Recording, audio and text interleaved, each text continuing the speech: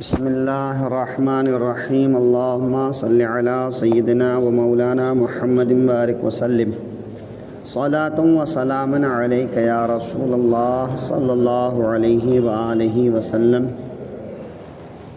سورہ بقرہ کی آیت نمبر 83 کا آج تیسرا حصہ بیان کر رہے ہیں۔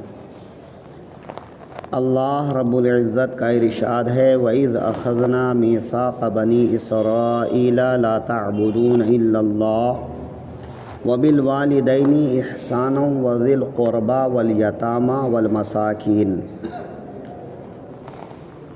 اور جب ہم نے بنی اسرائیل سے عہد لیا کہ اللہ کے سوا کسی کو نہ پوجو اور ماں باپ کے ساتھ بھلائی کرو اور رشتہ داروں اور یتیموں اور مسکینوں سے بھلائی کرو۔ مسکین کس کو کہتے ہیں؟ مسکین وہ شخص جس کے پاس کچھ بھی مال نہ ہو، تو ایسے آدمی کو کہتے ہیں مسکین۔ یا مسکین سکون سے بنا ہے۔ سکون کسی چیز کا ٹھہر جانا، رک جانا، تو گویا کہ غریبی نے، فقر و فاقہ نے اس آدمی کو روک لیا ہے، چلنے پھرنے یا اور کچھ کرنے سے اسے روک رکھا ہے۔ فقیر اس آدمی کو کہتے ہیں جس کے پاس مال تو ہے مگر نصاب کے برابر مال نہیں ہے، یعنی جس کے اوپر زکوٰۃ واجب ہو جائے یا صدقہ فطر واجب ہو جائے، اتنا مال اس کے پاس نہیں ہے، تو اس آدمی کو فقیر کہا جاتا ہے۔ تو چونکہ مسکین فقیر سے زیادہ محتاج ہوتا ہے، لہٰذا مسکین کا یہاں پر ذکر فرمایا کہ مسکین کے ساتھ میں اچھا سلوک کرو، اچھی بات کرو، کہ اگر اسے ضرورت ہے تو اسے کھلاؤ پلاؤ۔ ماں باپ کی بدنی خدمت اور مالی خدمت کرو، قرابت داروں کی بدنی خدمت اور مالی خدمت کرو، اور اس کے بعد مسکین کی اگر مالی خدمت کر سکو تو مالی خدمت کرو۔ وَقُولُوا لِلنَّاسِ حُسْنًا، اور لوگوں کے ساتھ میں اچھی بات کرو، کہ عام مسلمان کے ساتھ میں اچھی بات کرو، ان کے ساتھ میں حسن سلوک کرو۔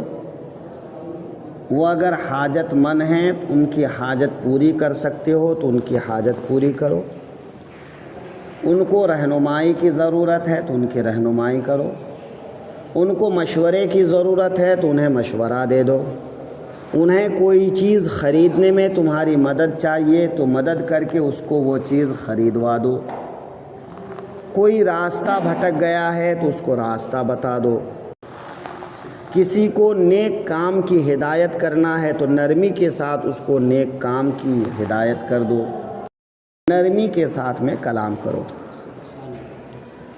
اگر اس سے مراد ہر انسان یعنی کفار بھی ہو تو کفار کے ساتھ، اگر کفار پڑوسی ہے، آس پاس کا رہنے والا ہے تو اس کا جو حق ہے اس کو دو، نہیں تو کم از کم جو ہے ایک وطن کے رہنے والے ہو تو آپس میں میل ملاپ کر کے انسانیت کے ناطے۔ ہاں اگر کوئی موذی ہے تو پھر اس کے ساتھ اس کے لحاظ سے برتاؤ کرو۔ ہاں دین کے کام میں مداہنت مت کرو، سستی مت کرو کہ تم جو ہے ان کو خوش کرنے کے لیے ان کے تہواروں میں جانے لگو، ان کے جیسا کرنے لگو۔ بہت سے لوگ ایسا کرتے ہیں، قشقہ لگا لیتے ہیں، کیا کیا نہیں کرتے، تو یہ نہیں۔ تو دین میں مداہنت مت کرو، انسانیت اور اخلاق کے ناطے جتنا ہو سکتا ہے کرو، جب تک کہ وہ تم کو ضرر نہ پہنچائے۔ اگر وہ ضرر پہنچانے کے در پہ ہے تو پھر اس سے بچنے کی کوشش کرو، اور جو طریقہ ممکن ہو وہ طریقہ اختیار کرو۔ وَأَقِیمُوا الصَّلَاةَ، اب تک اللہ تعالیٰ نے اپنی عبادت کا بیان فرمایا، ماں باپ کے ساتھ سلوک کا بیان فرمایا، قرابت داروں کے ساتھ اچھا برتاؤ کرنے، ان کی دیکھ بھال کرنے کا حکم فرمایا، یتیموں کے ساتھ، مسکینوں کے ساتھ، عام انسانوں کے ساتھ اچھا سلوک کرنے کا حکم ارشاد فرمایا۔ اب یہاں سے عبادت کا ذکر فرما رہا ہے، وَأَقِیمُوا الصَّلَاةَ، اور نماز قائم کرو۔ یہ یہودیوں کے لیے بھی تھا، نصرانیوں کے لیے بھی تھا کہ سب کے سب جو آسمانی دین دنیا میں آئے سب میں نماز کا حکم رہا، اگرچہ طریقہ مختلف تھا، اوقات مختلف تھے، یا کتنے کے تعداد کے لحاظ سے الگ الگ امت کے لیے الگ الگ جو ہے نمازیں تھیں، لیکن نماز بہرحال ہر امت کے لیے تھی۔ تو نماز قائم کرو، لیکن اس امت کے لیے تو جو نماز کا طریقہ ہے تو اس امت میں وہ نماز کا طریقہ اپناؤ اور اس کے مطابق نماز پڑھو۔ وَآتُوا الزَّکَاۃَ، اور زکوٰۃ ادا کرو۔ زکوٰۃ ادا کرو، یہ یہودیوں کے لیے بھی تھا، بنی اسرائیلیوں کے لیے بھی تھا۔ ہاں، بنی اسرائیل کے لیے زکوٰۃ میں اپنے مال کا چوتھائی حصہ دینا لازم تھا، واجب تھا، اور ہمارے اوپر 40واں حصہ دینا لازم اور واجب ہے۔ یعنی ان کو 100 روپیہ میں 25 روپیہ دینا ہوتا اور ہم کو 100 روپیہ میں 2.5 روپیہ دینا ہوتا ہے، تو اس کا فرق ہے۔ لیکن زکوٰۃ اس کے یہاں بھی تھی۔ ثم تولیتم، پھر تم پھر گئے، یعنی اے بنی اسرائیلیو، یا تو یہ حضور کے زمانے میں جو بنی اسرائیلی تھے ان سے خطاب ہے، یا ان کے بزرگوں سے کہ تمہارے بزرگ پھر گئے یا تم پھر گئے۔ ان کے بزرگ وہ تو حضرت موسیٰ کے زمانے میں بھی بچھڑے کی پرستش کرنے لگ گئے، بچھڑا ان کے دلوں میں رچ بس گیا، بعد میں بھی وہ پھرتے رہے، انبیاء آتے رہے، ان کو ہدایت کرتے رہے، وہ بھٹکتے رہے، ان کی رہنمائی ہوتی رہی، لیکن اکثریت وہ پھرتے رہے، الا قلیلا، مگر تھوڑے لوگ۔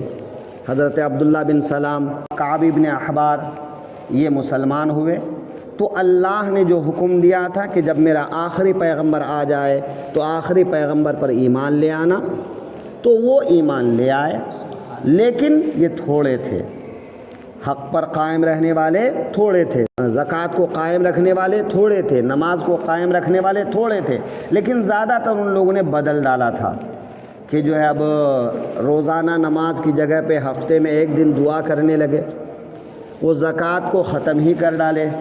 تو اس طرح سے جو ہے انہوں نے بہت ساری تبدیلیاں کر دیں۔ وَأَنْتُمْ مُعْرِضُونَ، اور تم روگرداں ہو گئے، یعنی زیادہ تر نے روگردانی کر لی، اور آج تک وہ روگردانی کر رہے ہیں۔ اسلام اور مسلمانوں کے خلاف سب سے زیادہ پروپیگنڈا بنی اسرائیلیوں نے کیا، یہودیوں نے کیا، کر رہے ہیں اور کرتے رہیں گے۔ مسلمانوں کو اس کے مکر سے بچنے کی تدبیر کرنے کی ضرورت ہے، ورنہ یہ ہمیشہ مکر کرتے رہیں گے۔